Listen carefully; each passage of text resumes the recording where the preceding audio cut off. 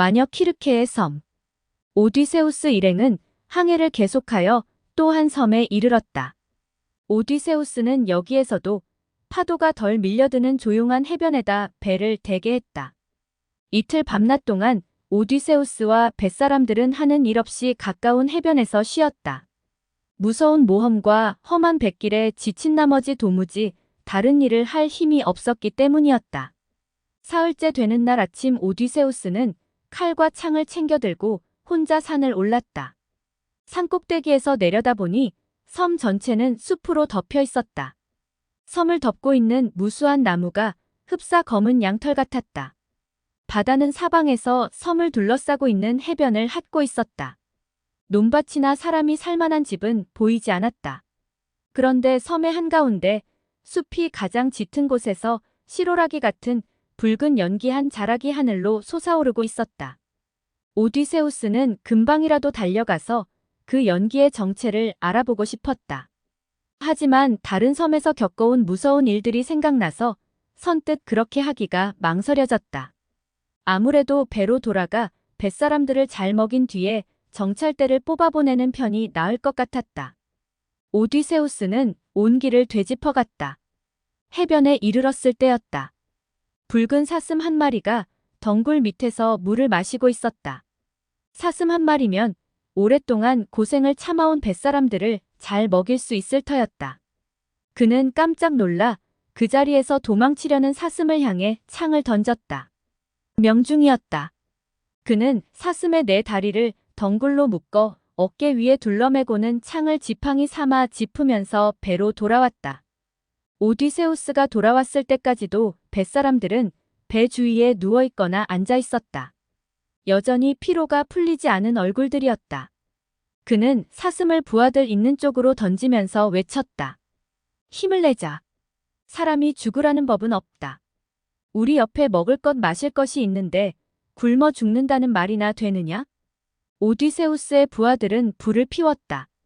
그날 저녁 그들은 사슴 고기로 배를 채우고는 한결 가벼워진 마음으로 잠들 수 있었다. 다음 날 아침 오디세우스는 일행을 두 편으로 갈라 한 편은 자신이 지휘하고 다른 한편의 지휘권은 먼 친척인 에우릴로코스에게 맡겼다. 그리고는 나무 조각 두 개 중 하나에다 표를 한 다음 투구 속에 넣고 흔들었다가 제비를 뽑았다.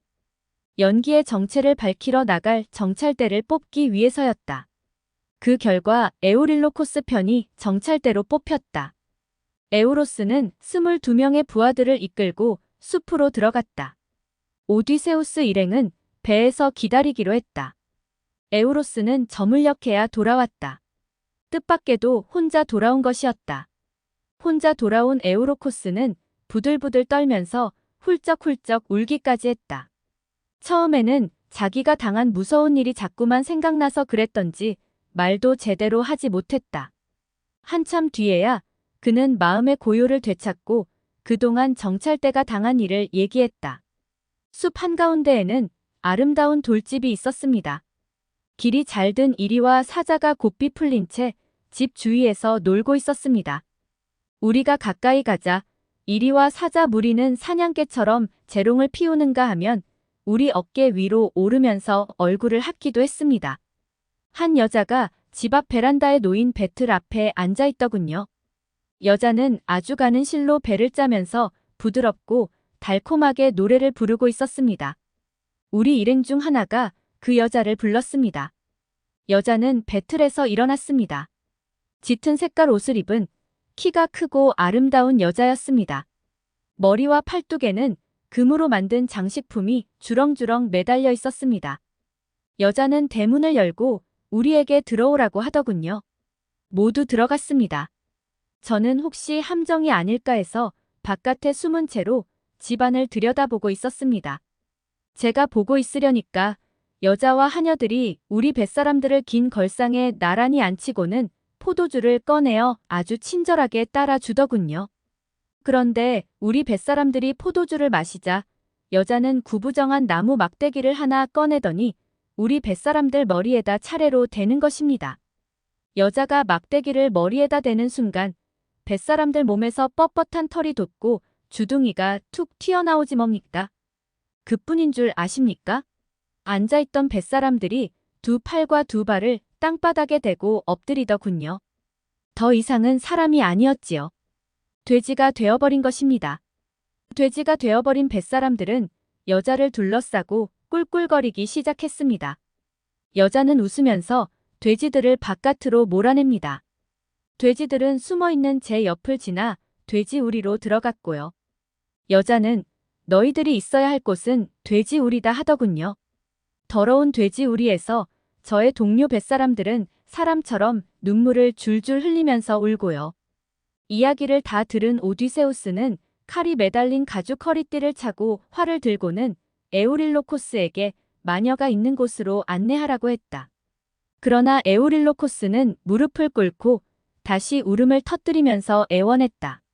저는 갈 수 없습니다. 장군, 저는 그곳으로 다시 갈 수 없습니다. 장군께서도 가지 마십시오. 이제 그들을 구할 수 없습니다. 그들은 다시 사람으로 되돌아오지 않을 것입니다. 오디세우스는 에우릴로코스를 다른 부하들이 있는 곳에 남겨두고 혼자 숲을 찾아 들어갔다. 숲속에서 그는 신들의 심부름꾼인 헤르메스 신을 만났다. 잘생긴 청년 모습을 한 신들의 심부름꾼인 헤르메스 신은 오디세우스의 팔을 잡고는 이렇게 말했다. 마녀 키르케의 마법에 걸려 돼지로 둔갑한 부하들을 구하러 혼자 숲으로 들어온 모양이군. 하지만 나의 도움을 받지 않으면 그대 역시 돼지가 되고 마라. 그는 발치에 있던 풀 한 포기를 뽑아 오디세우스에게 건네주었다. 꽃은 우유처럼 희고 뿌리는 밤의 어둠처럼 새까만 풀이었다. 인간의 눈에는 띄지도 않고 따라서 인간은 도저히 뽑을 수 없는 풀이었다.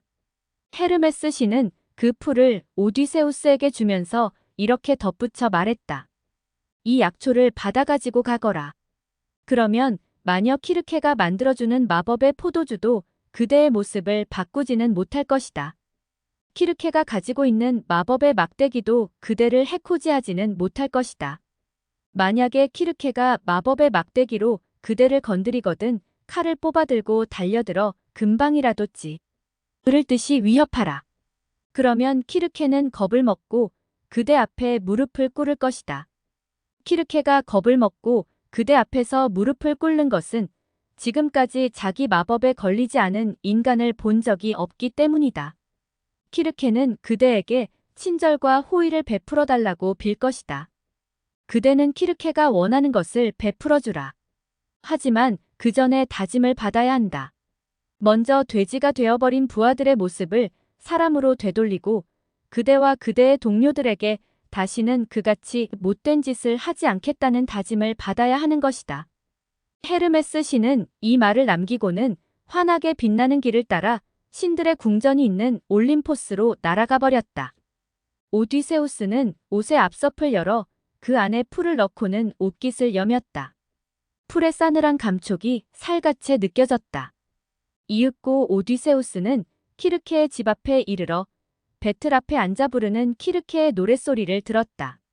그가 현관 앞으로 접근하면서 키르케를 불렀다. 길이 잘 든 이리와 사자 무리가 다가와 그의 뺨을 핥기 시작했다. 키르케가 나오더니 안으로 들어오라고 했다. 그가 들어가자 키르케는 은으로 장식된 발 받침대가 있는 의자를 권하고는 포도주에다 치즈와 보리가루와 꿀을 타고는 손바닥으로 감추고 있던 유리병에서 뭔가를 꺼내 포도주에다 떨어뜨렸다. 드세요. 제 집에 온 것을 환영합니다. 오디세우스는 옷섭에 감춘 꽃이 하얀 풀을 믿고는 그 마실 거리를 단숨에 마시고 잔을 내려놓았다.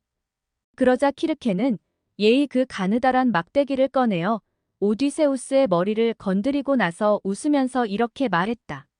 너도 어서 바깥에 있는 돼지 우리로 가거라. 그러나 오디세우스는 돼지가 되어 돼지 우리로 가기는커녕 칼을 빼들고 키르케에게 달려들었다. 키르케는 비명을 지르면서 칼날을 피해 오디세우스의 발치에 무릎을 꿇고는 소리쳤다. 내 마법이 듣지 않다니 당신은 누구신가요? 오디세우스가 분명하지요. 언젠가 헤르메스 신께서는 오디세우스라는 사람이 트로이아에서 백길로 고향으로 돌아가는 길에 이 섬에 들를 거라고 했습니다. 이렇게 빕니다. 서로 마음을 열어 서로 믿고 친구가 될 방법을 생각해 보기로 합시다. 오디세우스는 여전히 칼을 움켜쥔 채로 키르케를 내려다보면서 명령했다. 먼저 나와 내 부하들에게 해코지하지 않겠다고 신들의 이름을 걸고 맹세해라. 그런 다음에야 그대와 나 사이에 믿음과 우정이 싹틀 것이다. 키르케가 울면서 신들의 이름을 걸고 맹세했다. 오디세우스는 그제서야 칼을 칼집에 꽂아 넣었다. 키르케의 네 하녀가 나왔다. 봄과 나무의 여신의 딸인 네 하녀는 은식탁 앞 의자에다 보라색 깔개를 깔고 은식탁 위에 음식을 차린 다음 술잔에 포도주를 가득가득 따랐다. 그런 다음에는 물을 데워 오디세우스의 몸을 씻겼다. 오디세우스는 따뜻한 물에 머리와 어깨를 담근 채 쌓이고 쌓인 피로를 풀었다. 목욕이 끝나자 하녀들은 깨끗한 새 옷으로 갈아입히고는 식탁 앞으로 안내하여 우선 먹고 마실 것을 권했다. 그러나 오디세우스는 꼼짝도 하지 않았다. 아직도 저를 의심하시는 건가요? 이제 두려워하실 필요는 없어요. 그대에게 해코지를 하지 않겠다고 맹세했으니까요. 오디세우스가 키르케의 말을 받았다. 내 부하들은 어쩌고요? 그대 때문에 내 부하들은 돼지가 되어 돼지 우리에 잡혀 있는데 어떻게 나 혼자서 먹고 마실 수 있단 말이오? 그러자 키르케가 바깥에 돼지 우리로 나갔다. 키르케는 돼지 우리 문을 열고 들어가 돼지들을 앞으로 불러 모으고는 그 가느다란 막대기로 돼지의 머리를 하나씩 차례로 건드렸다. 그러자 돼지는 돼지로 변하기 전과 조금도 다름이 없는 사람으로 되돌아왔다. 사람의 모습을 되찾은 뱃사람들은 선장인 오디세우스 장군에게 몰려와 어깨동무를 한 채 기쁨의 눈물을 흘렸다. 오디세우스는 키르케의 양해를 얻어 배가 있는 곳으로 되돌아가 안전한 해변가에 배를 끌어다 붙이고 무기는 모두 모아 가까운 동굴에 숨기기로 했다. 그의 부하들에게는 얼마간의 휴식이 필요했다. 다시 뱃길로 나서자면 보급품도 마련해야 했다. 그래서 당분간 키르케의 섬에 머물기로 하고는 부하들을 데리고 배 있는 곳으로 가서 거기에 남아있는 나머지 부하들에게 그동안의 이야기를 들려주고 한동안 잘 먹고 잘 자면서 휴식을 취하라고 하더라는 키르케의 말을 전했다. 에우럴로코스를 제외한 다른 부하들은 모두 키르케의 제안을 반가워하면서 금방이라도 배를 해변으로 끌어다 붙이려고 했다. 그러나 에우릴로코스는 여전히 악몽에 사로잡혀 있었다. 그는 키르케의 집으로 되돌아갈 것이 아니라 한시 바삐 남바다로 배를 내몰아 마녀의 소나귀에서 빠져나가자고 애원했다. 오디세우스는 금방이라도 에우릴로코스를 베어버릴 듯이 칼을 뽑아들었다. 비록 가까운 친구, 먼 친척이라고는 하나 그대로 두면 에우럴로코스의 공포가 다른 뱃사람들에게까지 퍼져나갈 것 같아 두려웠기 때문이었다. 그러나 다른 뱃사람들은 에우릴로코스만 남겨두어 자기네들이 키르케의 집에서 배불리 먹을 동안 배를 지키게 하자고 졸랐다. 오디세우스도 그렇게 하자고 했다. 그러나 일행이 에우릴로코스를 남겨두고 키르케의 집을 향해 한참 걸었을 때 뜻밖에도 에우릴로코스가 따라왔다. 동료들과 함께 마녀의 집으로 가는 것보다는 혼자 남아 배를 지키는 것이 훨씬 무섭게 여겨졌기 때문이었다. 이렇게 해서 일행이 모두 함께 키르케의 집으로 갔다. 잔치 준비는 이미 끝나 있었다. 일행은 배불리 먹고는 늘어지게 자고 또 배불리 먹고는 늘어지게 자기만 했다. 세월은 자꾸만 흘러갔다. 뱃사람들은 물론 오디세우스 자신도 몇 날 며칠이 흘러갔는지 알지 못했다. 키르케가 살고 있는 마법의 섬에서는 시간이 여느 세계의 시간과는 다르게 흐르는 것 같았다. 그렇게 흐른 시간이 자그만치 1년이었다. 뱃사람들이 섬으로 올라올 때 꽃잎을 활짝 열고 있던 꽃들이 졌다가 다시 피었을 즈음 부하 중 한 사람이 오디세우스에게 다가와 이런 말을 했다. 장군, 우리가 어차피 이 섬을 떠나 고향으로 돌아가야 할 사람들이라면 우리의 고향 이타카를 생각해야 할 때가 바로 지금이 아닌가 합니다. 바로 그날 밤 부하들이 모두 잠들어 있을 동안 오디세우스는 혼자 잠자리에서 일어나 키르케를 찾아갔다. 빗으로 긴 머리카락을 빗고 있던 키르케는 오디세우스의 말을 듣고는 이렇게 응수했다. 가고 싶으시다면 가셔야지요. 하지만 고향에 이르기까지 장군은 머나먼 뱃길에서 여러 가지 어려운 일을 겪게 되실 것입니다. 그러므로 가시기 전에 먼저 뱃길에 어떤 일들이 기다리고 있는지 아셔야 합니다. 하지만 저는 그것을 알지 못합니다. 그러면 누가 그것을 알고 있소? 오디세우스가 물었다. 키르케는 여전히 빗으로 머리를 빗으면서 대답했다. 먼저 죽은 사람들의 나라, 저승왕 하데스 신과 그 안에 페르세포네가 다스리는 나라로 가셔야 합니다. 거기에서 테바의 출신인 눈먼 예언자 테이레시아스의 영혼을 만나셔야 합니다. 테이레시아스만이 장군이 알고 싶어하는 것을 알고 있습니다. 오디세우스는 가슴이 철렁 내려앉는 것 같았다. 아니, 살아있는 사람이 어떻게 죽은 자들의 나라로 갔다가 살아 돌아올 수 있다는 말인가? 그러나 키르케는 어느 쪽으로 어떻게 가고 어떻게 해야 그 땅에 이를 수 있는지 가르쳐 주었다. 키르케는 제사에 쓰일 검은 순양 한 마리와 암양 한 마리까지 오디세우스에게 주었다. 다음 날 오디세우스는 부하들을 불러 모아 해변으로 끌어올려 두었던 배를 다시 바다에 띄우게 했다. 한 사람만 빼고 뱃사람들 모두가 해변으로 나와 배를 띄우는 일을 했다. 이 일에서 빠진 뱃사람은 나이가 가장 어린 엘페노르였다. 전날 술에 취해 있던 엘페노르는 오디세우스의 명령이 떨어졌을 때만 해도 배의 갑판 위에서 자고 있었다. 그런데 추락 명령이 떨어지면서 주위가 소란스러워졌다. 엘페노르는 잠결에 갑판에서 사다리를 타고 내려오다가 그만 발을 헛디뎌 아래로 떨어지고 말았다. 그는 목이 부러져 목숨을 잃고 말았다. 나머지 뱃사람들은 고향인 섬나라 이타카로 향하는 줄로만 알고 있었다. 그런데 오디세우스로부터 고향으로 향하기 전에 먼저 다녀와야 할 무서운 곳이 있다는 말을 듣자 그들은 배에서 뛰어내려 울부짖었다. 그러나 소용없는 일이었다. 그들은 슬픔에 잠긴 채 배를 얕은 물에다 띄우고는 동굴 속에 숨겨두었던 무기와 키르케로부터 받은 수량과 암양도 배에다 실었다. 이윽고 오디세우스의 배는 돛을 올렸다. 키르케가 보낸 바람이 오디세우스 일행이 탄 배의 돛을 부풀렸다. 몇 날 며칠 내내 배는 환한 곳에서 어두운 곳으로 지구를 둘러싸고 흐르는 깊고 깊은 강 오케아노스로 들어갔다. 오래지 않아 영원히 안개 속에 잠겨있는 나라 햇빛은 볼 수도 없는 나라 페르세포네의 나무인 백약나무와 버드나무에 덮인 음산한 나라가 나타났다. 오디세우스 일행은 해변에다 배를 대고는 오케아노스의 강변을 따라 저승의 두 강이 서로 만나는 곳까지 걸어 올라갔다. 그곳에서 그들은 구덩이를 하나 파고 키르케가 준 꿀과 우유와 포도주를 붓고는 죽은 사람들의 영혼을 향해 기도했다.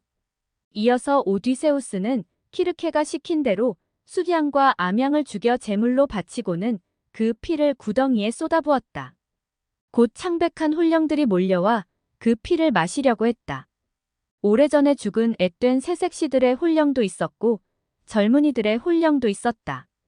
고생고생하다 죽은 노인의 혼령도 있었고 전쟁터에서 죽은 병사의 혼령도 있었다. 그림자 창을 손에 든 병사들 혼령의 몸에는 싸움터에서 얻은 상처가 그 당시와 똑같은 모양으로 나 있었다. 오디세우스는 두려움을 참고 부하들에게 양고기를 썰어 덩어리를 만들고 이것을 불살라 저승왕 하데스 신과 페르세포네에게 바치게 했다. 부하들이 제사를 지내고 있을 동안 오디세우스는 칼을 빼어 무릎 위에 올려놓은 채 구덩이를 지켰다. 테이레시아스가 오기 전에는 어떤 혼령도 구덩이의 피를 맛보지 못하게 하기 위해서였다. 제일 먼저 온 혼령은 젊은 뱃사람 엘페노르였다. 엘페노르는 자기 시체를 불에 태워주지 않으면 다른 혼령들과 섞일 수 없다면서 오디세우스에게 한시바삐 자기의 시체를 불에 태워달라고 애원했다. 오디세우스는 키르케의 섬에 도착하는 대로 시체를 불태워주겠다고 약속했다. 이어서 오디세우스 자신의 어머니 혼령이 다가왔다. 오디세우스의 어머니는 아들이 트로이아의 싸움터에 있을 동안 세상을 떠났던 것이었다. 오디세우스는 슬픔을 억누를 수 없었지만 어머니의 혼령도 핏구덩이에 접근하지 못하게 했다. 피를 마시고 힘을 차린 테이레시아스는 우렁찬 예언자의 목소리로 이런 말을 했다. 바다의 신 포세이돈이 아직까지도 그대에게 화가 나 있다. 이는 그대가 포세이돈 신의 아들을 장님으로 만들었기 때문이다. 따라서 그대의 뱃길은 아주 험난할 것이다. 그러나 그럼에도 불구하고 그대와 그대 부하들은 무사히 고향의 해변에 닿을 수 있을 것이다. 그러나 조건이 있다. 내 말을 잘 들어라. 항해하는 도중에 그대들은 트리나키아 섬에 이르게 된다. 이 섬에는 넓고 기름진 풀밭에서 풀을 뜯는 태양의 신 휘페리온의 소떼가 있을 것이다. 그 소에 손을 대지 말아야 한다.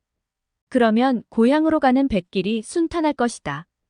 그렇지 않으면 그대의 배와 뱃사람들은 재난을 면하지 못한다. 하지만 그대만은 재난을 피해 남의 나라 배를 타고 고향으로 돌아가게 될 것이다.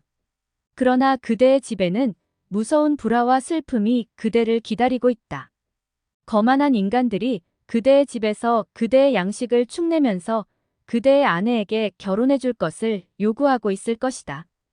그대의 아내 페넬로페는 그대가 죽은 줄 알고 있을 것이다. 그것이 신들의 뜻이라면 어쩌겠습니까? 오디세우스의 말이었다. 오디세우스는 예언자 테이레시아스에게 어떻게 하면 어머니의 혼령과 대화를 나눌 수 있느냐고 물었다. 그러자 테이레시아스가 대답했다. 핏구덩이로 와서 피맛을 보게 하라. 그러면 원하는 혼령과 이야기를 나눌 수 있다. 예언자 테이레시아스의 목소리가 점점 희미해져 갔다. 예언자의 혼령은 곧 그 자리에서 사라져버렸다. 이어서 오디세우스의 어머니 혼령이 다가왔다. 오디세우스는 그제서야 어머니의 혼령에게 구덩이의 피를 맛보게 해주었다. 오디세우스와 어머니 혼령은 그동안 있었던 일을 두고 서로 이야기를 나누었다. 어머니의 혼령은 아들에게 죽은 자들의 땅으로 온 까닭을 물은 다음 자기는 아들이 전쟁터에서 돌아오지 않자 슬픔을 견디지 못하고 죽은 자들의 땅으로 왔노라고 말했다. 함께 이야기를 나누면서 오디세우스는 두 팔을 내밀어 세 차례나 어머니를 끌어안으려 했다. 그러나 그럴 때마다 어머니의 혼령은 흡사 그림자처럼 꿈속에서 만나는 사람처럼 번번이 오디세우스에게서 빠져나가 버리고는 했다. 오래지 않아 어머니의 혼령이 있던 자리에는 빈 공간만 남게 되었다. 어머니 혼령이 떠난 것이었다. 다른 혼령들이 차례로 다가왔다. 그 중에는 검은 함대를 몰고 트로이아로 진격했던 그리스 연합군의 총사령관 아가멤논의 혼령도 들어있었다. 아가멤논의 혼령은 피를 맛보고는 자기가 어떻게 세상을 떠나 죽은 자들의 나라에 와 있는지 설명해 주었다. 고국으로 돌아갔다가 아내의 애인 손에 죽었다고 했다. 아가멤논 일행은 환영잔치인 줄 알고 그 자리에 나갔다가 참혹하게 죽음을 당했던 것이었다. 아가멤논이 자리를 떠나자 아이아스의 혼령이 왔고 이어서 트로이아 전쟁에 참전한 장군 중에서도 가장 위대한 장군 아킬레우스의 혼령이 왔다. 아킬레우스는 태양이 비지 않아 창백한 아스포델로스를 제외하면 어떤 꽃도 피지 못하는 그 슬프고도 음산한 죽은 자나르를 다스리는 왕이 되기보다는 차라리 산 사람들 세상에 가난한 농부의 노예가 되는 편이 낫다고 말했다. 그 말 끝에 아킬레우스는 산 사람들 나라에 사는 친구들과 가족의 안부를 물었다. 오디세우스는 알고 있는 대로 대답해 주었다. 그러자 아킬레우스는 살아있을 때와 다름없이 당당한 걸음걸이로 음산한 그림자 속으로 모습을 감추었다. 오디세우스와 부하들의 눈앞으로 무수한 혼령들이 지나갔다. 왕을 상징하는 황금빛 지팡이를 든 미노스 왕도 지나갔다. 사냥꾼 오리온도 생전에 자기 손으로 죽인 짐승들의 혼령과 함께 음습한 아스포델로스 벌판을 헤매고 있었다. 시도 때도 없이 갈증의 고통에 시달리는 탄탈로스의 혼령도 그들 앞에 나타났다. 탄탈로스는 턱까지 차오르는 흙탕물 속에 잠겨 있으면서도 늘 갈증에 시달렸다. 그가 물을 마시려고 고개를 숙이면 물이 발치 아래로 빠져나가 버리기 때문이었다. 웅덩이 위로 늘어진 배나 석류를 따려고 손을 내밀 때면 바람이 불어와 가지를 흔들어 구름 높이까지 거두어 가버리기도 했다. 시시포스의 혼령도 보았다. 시시포스의 얼굴에서는 땀이 비처럼 쏟아지고 있었고 머리 위로는 진흙이 구름처럼 솟아오르고 있었다. 시시포스는 가슴이 터질 듯한 고통을 참으면서 산꼭대기로 바위를 굴려 올리지 않으면 안 되었다. 그러나 시시포스가 꼭대기까지 굴려 올리는 순간 바위는 다시 산기슭으로 굴러내려와 버리고는 했다. 시시포스는 그 싸움을 영원히 되풀이해야 했다. 혼령의 무리가 점점 늘어나면서 그들이 지르는 비명소리, 신음소리로 주위가 소란스러웠다. 세상이 시작된 이래로 죽은 사람의 혼령이라는 혼령은 다 몰려드는 것 같았다.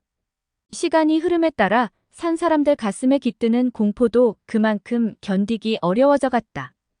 오디세우스 일행은 죽은 자들의 나라를 뒤로하고 빠른 걸음으로 백약나무 숲을 향했다.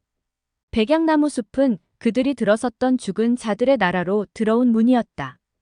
그들은 닻을 올리고 그 슬픈 해변으로부터 배를 몰고 나왔다.